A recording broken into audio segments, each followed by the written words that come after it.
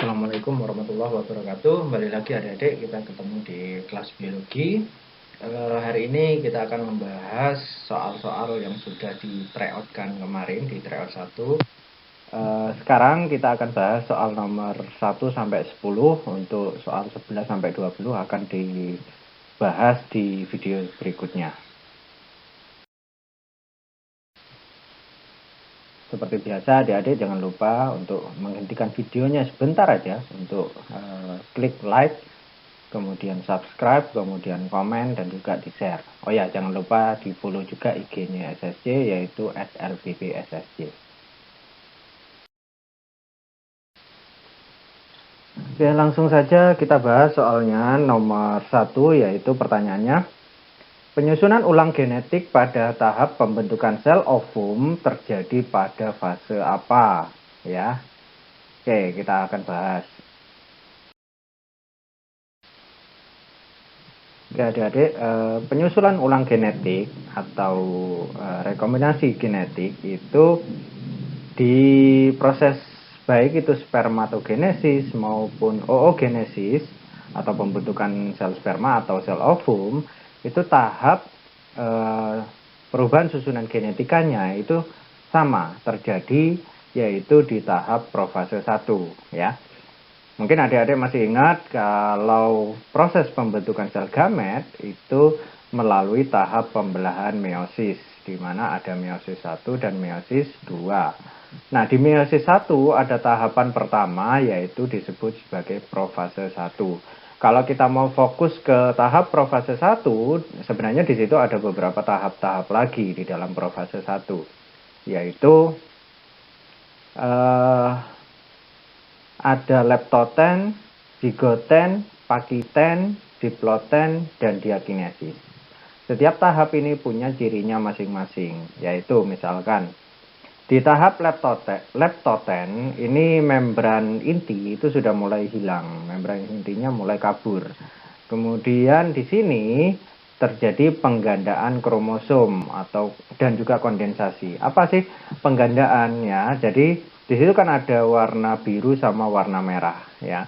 Jadi awalnya itu kita misalkan aja, yang kromosom yang sebenarnya itu adalah yang warna biru, sedangkan yang merah adalah kopiannya ya. Jadi awalnya tidak ada kromosom yang warna merah itu, yang ada hanya warna birunya saja. Sehingga di tahap leptoten ini menjadi dua, ada yang warna biru dan ada yang warna merah. Oke, masuk tahap berikutnya, zigoten. Zigoten itu mulai terbentuk sinapsis. Sinapsis itu apa? Coba kalian perhatikan gambar di bawah itu, antara kromosom biru dan merah. Di situ kan di ujungnya itu ada perlekatan. Nah, perlekatan itulah yang disebut sebagai sinapsis atau hubungan antara satu kromosom dengan kromosom yang lain. Kemudian masuk di tahap pakiten. Di pakiten itu mulai terbentuk tetrat ya. Tetrat itu gabungan antara dua pasang kromosom tadi ya. Kemudian terjadi pindah silang di situ ya. Di tahap diploten ini terbentuk kiasma, yaitu pertukaran antara gen yang ada di kromosom biru dan gen yang ada di kromosom merah.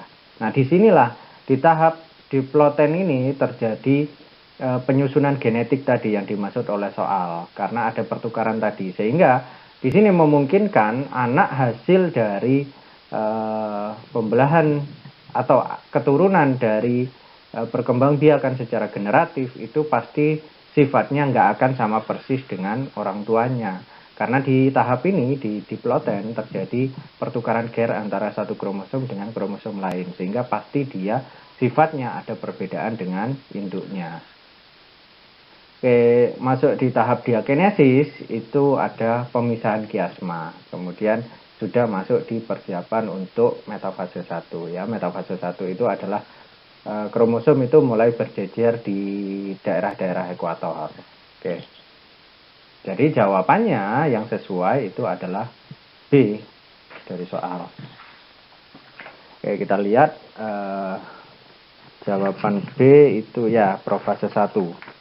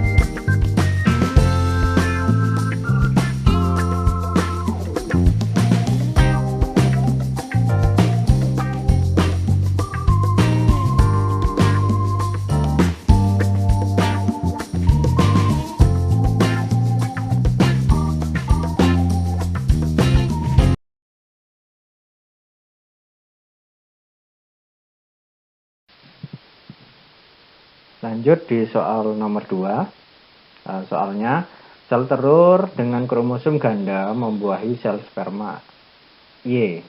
Ini salah ya, kebalik, seharusnya sel telur dibuahi oleh sel sperma Y. Dan dihasilkan zigot dengan trisomik pada kromosom seks. Individu tersebut didiagnosis menyandang penyakit apa?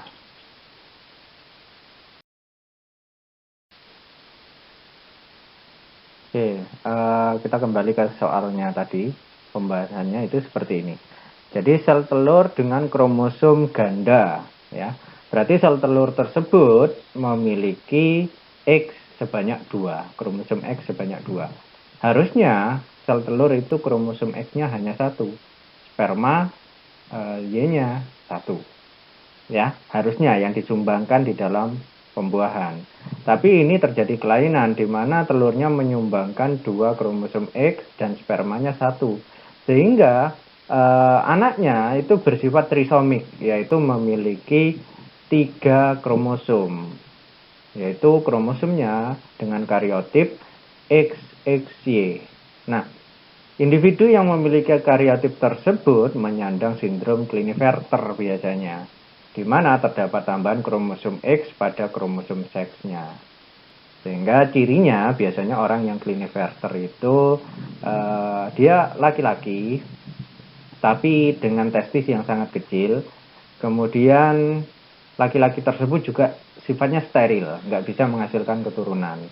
Kemudian mengalami pembesaran pada bagian dadanya.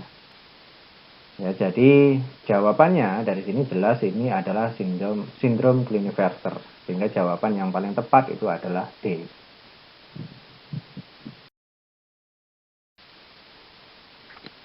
Berikutnya nomor 3, soalnya pada proses embriologi perbandingan setelah terbentuk embrio pada vertebrata akan terbentuk organ ekstremitas yang berbeda-beda. Hal ini menunjukkan adanya peristiwa apa? Oke, di sini ini kita akan membahas bab evolusi.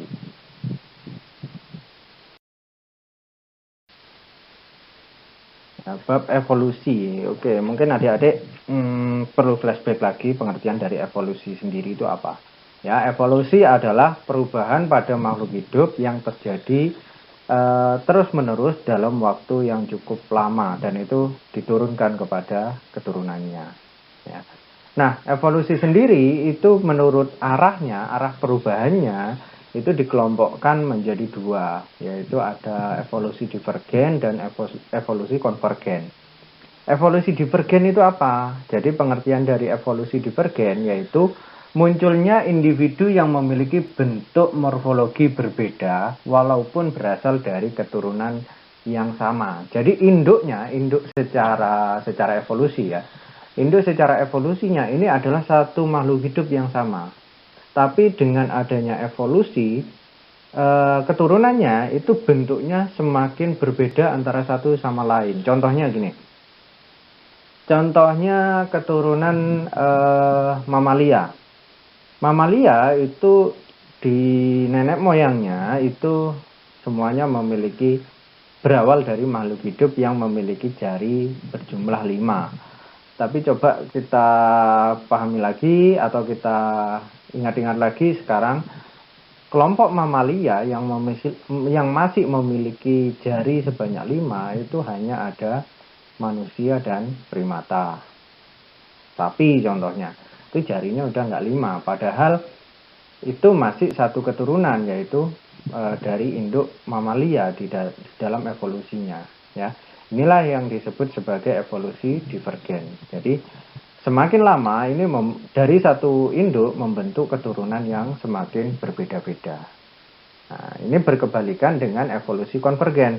Kalau evolusi konvergen itu sebaliknya, yaitu munculnya individu dengan bentuk morfologi yang mirip walaupun berasal dari keturunan yang berbeda. Contohnya yang paling mudah dipahami adalah hiu dan lumba-lumba.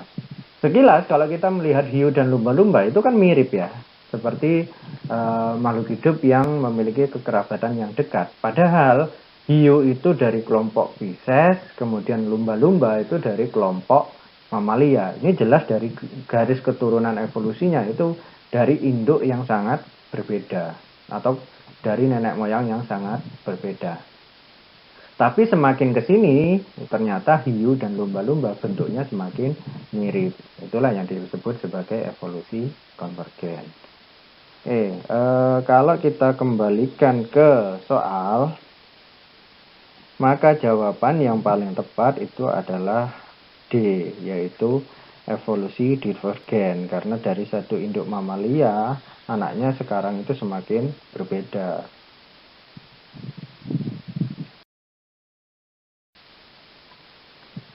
Berikutnya ini satu soal untuk satu bacaan untuk beberapa soal, yaitu untuk soal 4, 5, dan 6.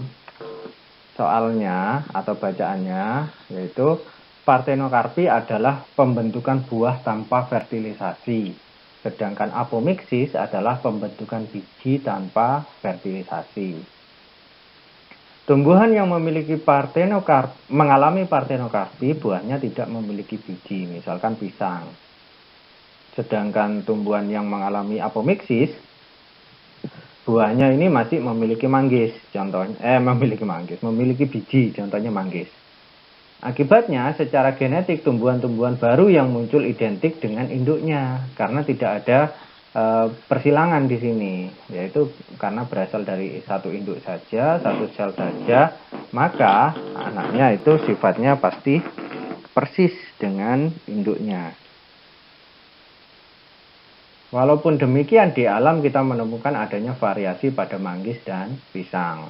Ya, hal ini masih diduga sebagai adanya proses mutasi yang menyebabkan perbedaan tersebut. Langsung saja jawaban untuk 4 itu nomor 4 C, nomor 5 itu A, nomor 6 itu C. Nah, pembahasannya akan kita bahas di slide berikutnya. Pembahasannya untuk partenokarpi dan apomiksis tadi, kita bahas yang partenokarpi dulu ya. Partenokarpi adalah terbentuknya buah tanpa biji karena tidak terjadi penyerbukan sehingga tidak ada pembuahan. Proses pembuahan partenokarpi ada yang alami, ada juga yang buatan. Jadi partenokarpi itu apa sih? Kalau di hewan ini dikenal juga sebagai partenogenesis, seperti yang terjadi pada lebah. Jadi lebah itu tanpa dibuahi, mereka bisa menghasilkan keturunan. Nah, kalau di tumbuhan itu disebutnya partenokarpi. Jadi, partenokarpi itu adalah sel telur yang bisa berkembang menjadi buah tanpa adanya sel serbuk sari atau tanpa adanya inti generatif. Jadi, harusnya kan pembuahan itu terjadi karena ada penggabungan antara sel telur dengan inti generatif 1. Kalau di sini di peristiwa partenokarpi ini hanya sel telur aja, sel telur yang berkembang menjadi buah. Ya, sehingga sifat kalaupun ini tadi buah nanti menghasilkan keturunan, bisa menghasilkan keturunan, buahnya itu sama persis dengan induknya. Tapi biasanya hasil partenokarpi kan nggak ada bijinya ya. Yang dihasilkan hanya buah saja. Contohnya di pisang. Pisang itu kan nggak ada bijinya. Karena pisang hasil dari partenokarpi.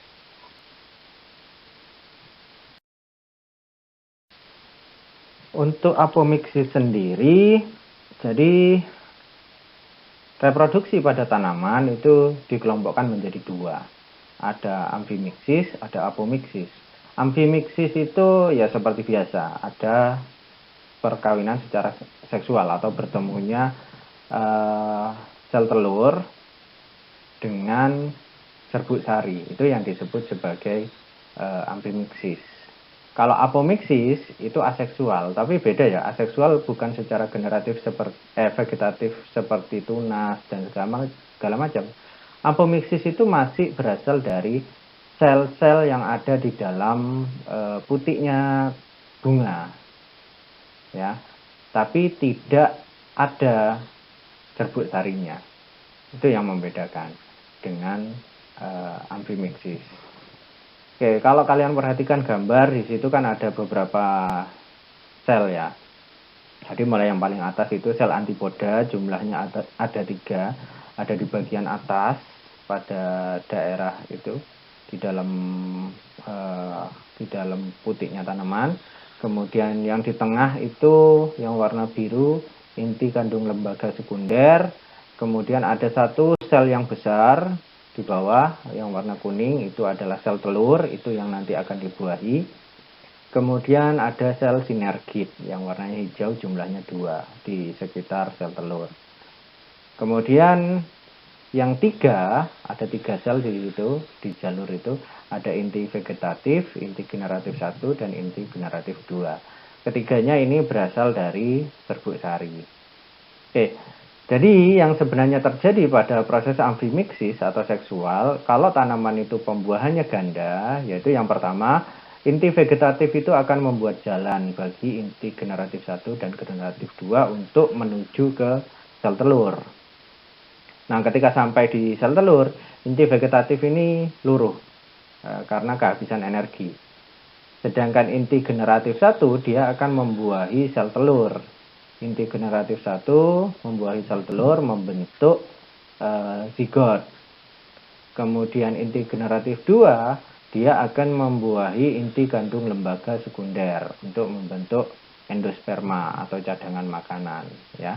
Makanya biasanya tanaman berbiji tertutup itu pasti ada zigot, ada endosperma, ya, karena pembuahannya sebanyak 2 kali.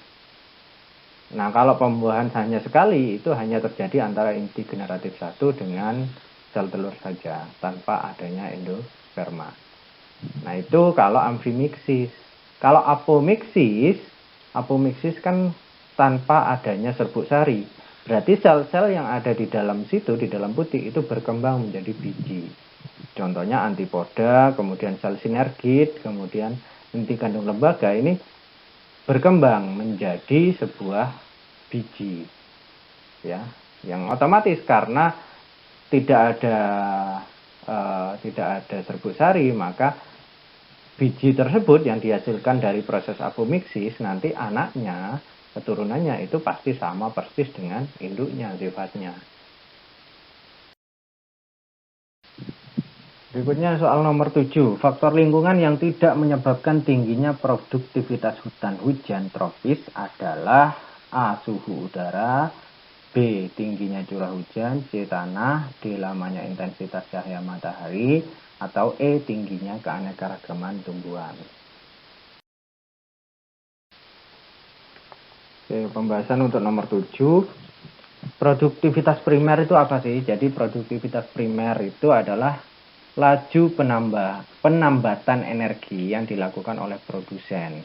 Produktivitas primer menunjukkan jumlah energi cahaya yang diubah menjadi energi kimia oleh autotrophs pada suatu ekosistem selama satu periode waktu tertentu.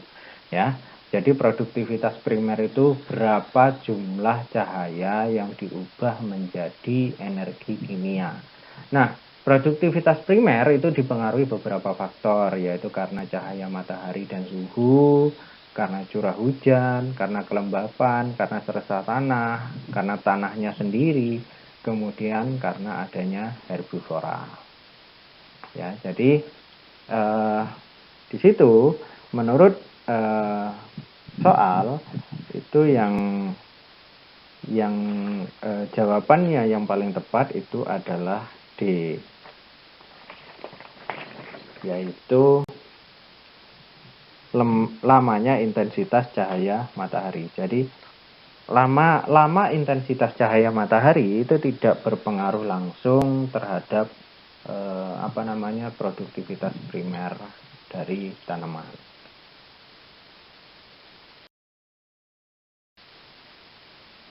Berikutnya soal nomor 8. Teratai adalah tanaman yang hidup di permukaan air. Salah satu bagian yang terpenting pada teratai adalah stomata. Ya, inti pertanyaannya adalah stomata akan menutup apabila titik-titik. Oke.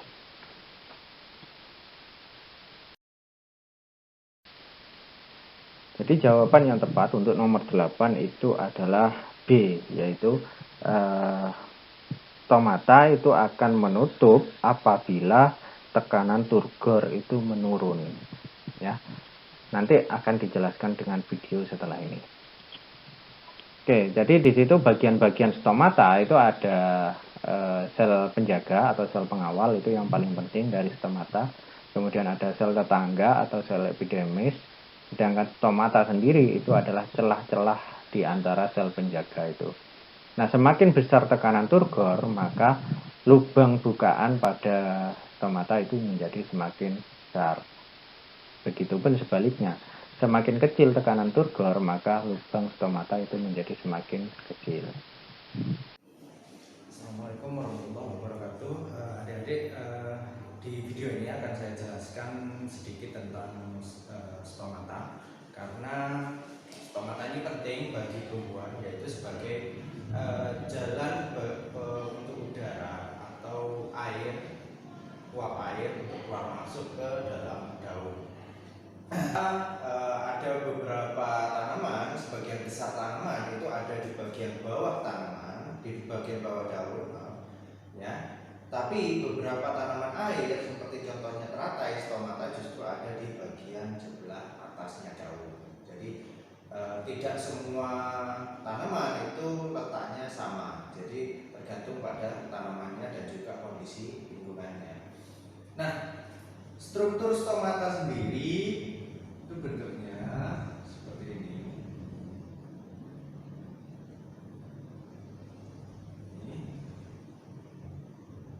Seperti ini. Dan di sampingnya ada beberapa sel lagi.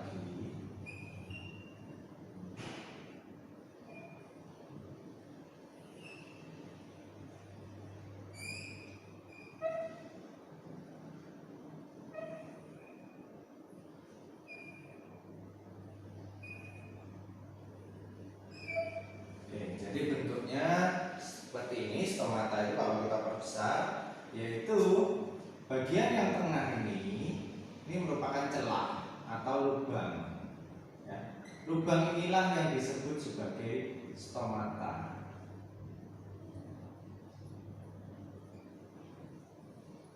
Sedangkan dua sel yang berwarna biru ini adalah sel yang berfungsi untuk menjaga kondisi stomata, entah itu terbuka atau tertutup. Nah, sel ini disebut sebagai sel penjaga, ya, atau guard cell. Kemudian yang warna hitam, sel yang ada di sekitar stomata ini disebut sebagai sel tetangga. Jadi stomata ini hanya berupa celah atau lubang, maka yang berfungsi sebenarnya itu bekerja sebenarnya itu adalah sel penjaganya. Yaitu kerja dari sel penjaga ini tergantung pada tekanan yang ada di dalam selnya, yaitu yang disebut sebagai tekanan turgor. Semakin besar tekanan turgor di dalam sel penjaga, maka kondisi bukaan stomata itu menjadi semakin lebar. Ya, bagaimana caranya? Jadi tekanan turgor yang ada di dalam sel penjaga itu tergantung pada kondisi atau konsentrasi cairan dan zat terlarut yang ada di dalam sel. Semakin tinggi konsentrasinya, maka tekanan turgor yang ada di dalam sel penjaga juga menjadi semakin besar. Otomatis bukaannya juga menjadi semakin besar. Nah, semakin kecil konsentrasi zat di dalam sel penjaga, maka bukaan dari stomata ini juga menjadi semakin kecil. Nah, logikanya kan biasanya ini sel penjaga, kalau dia semakin besar, semakin banyak isinya, maka harusnya kan lubangnya semakin kecil, tertutup. Ya, kalau sel normal, misalkan ini kondisi normalnya gini, kemudian ketika kapasitasnya penuh, dia akan membulat seperti ini kan. Ya, dalam kondisi seperti ini harusnya lubangnya akan menjadi semakin kecil. Nah, ini di stomata bagaimana kok bisa lubangnya ini menjadi semakin besar? Nah, jadi Sel penjaga itu ada tambahan seperti sebuah rangka. Jadi ada seperti rangkanya. Misalkan saya ambil gini, satu. Gini. Ini misalkan sel penjaga dalam kondisi normal, dalam kondisi kempes. Kondisi kempes misalkan gini. Ya. Ketika ini diisi oleh cairan, cairan masuk ke dalam sini, ada konsentrasi yang masuk ke dalam sini. Nah, di sekitar dari sel penjaga ini ada seperti penguatnya di sini, ya, ada pengikatnya, sehingga dia tidak menjadi semakin gemuk, tapi yang terjadi dia menjadi semakin panjang. Jadi ini nanti menjadi seperti ini selnya, memanjang, bukan mengembang, bukan membesar, tapi memanjang. Nah, bayangkan di sini kondisi ujung-ujungnya ini saling menempel. Ini, ya. Kalau awalnya ini pendek, sel penjaga ini pendek, kemudian dengan adanya konsentrasi yang masuk, kemudian dia menjadi panjang seperti ini, maka sel ini akan tertekuk keluar, ya, karena selnya memanjang. Nah, lekukannya itu yang membuat celahnya ini menjadi semakin lebar. Jadi di sini stomata itu buka dan menutupnya itu tergantung pada tekanan turgor yang ada pada sel penjaga. Oke, saya harap adik-adik bisa memahami penjelasan ini. Terima kasih. Wassalamualaikum warahmatullahi wabarakatuh.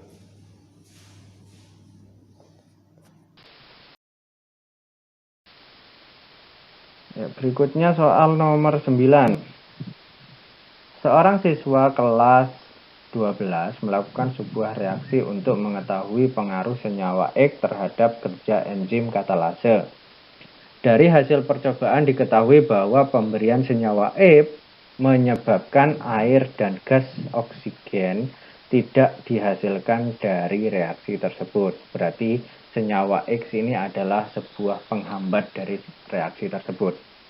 Setelah dilakukan penambahan konsentrasi, ternyata gas oksigen dan air yang dihasilkan meningkat. Berdasarkan hasil tersebut, maka dapat disimpulkan bahwa Oke,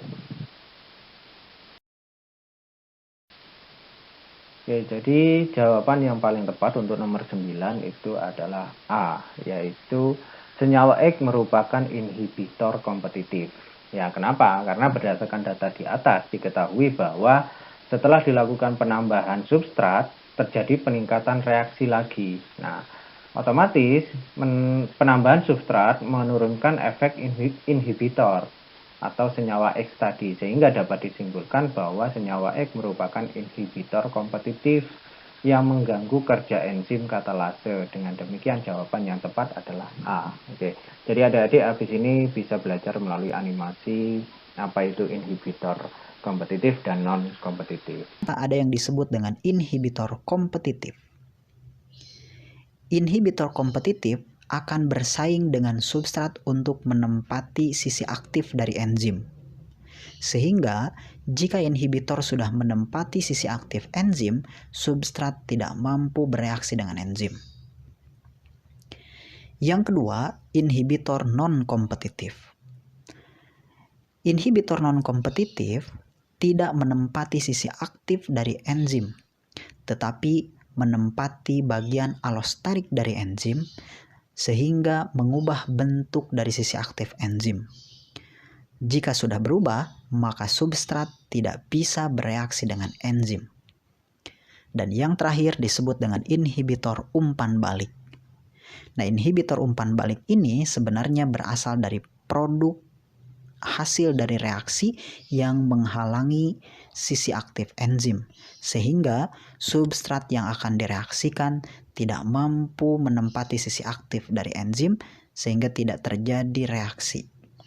Nah, itulah yang disebut dengan inhibitor.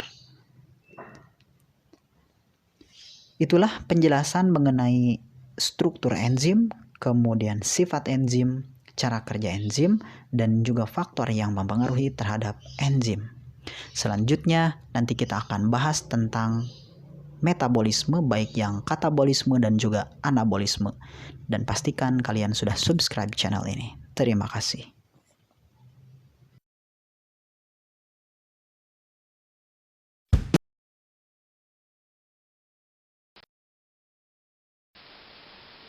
Ya, terakhir nomor 10, terdapat objek biologi yang berperan untuk memberi sinyal pada sel-sel lipid, otot, dan hati untuk menyimpan glukosa dalam bentuk glikogen. Objek biologi yang dimaksud berada pada tingkat apa? Untuk nomor 10, jawaban yang paling tepat itu adalah E, molekul. Kenapa? Pemberi sinyal pada sel-sel lipid, otot, dan hati agar menyimpan glukosa dalam bentuk glikogen adalah hormon insulin. Hormon adalah molekul senyawa yang dihasilkan oleh kelenjar tubuh dan berperan sebagai pemberi sinyal. Jadi, objek biologi yang berperan dalam pemberi sinyal pada tingkatan molekul. Oke, demikian adik-adik pembahasan soal tryout pertama, tryout UTBK nomor 1 sampai nomor 10. Semoga bisa membantu adik-adik dalam belajar. Silakan kalau ada pertanyaan dikirimkan langsung ke nomor FO biar nanti kita bantu memberikan jawabannya. Oke, terima kasih. Sampai ketemu lagi adik-adik. Assalamualaikum warahmatullahi wabarakatuh.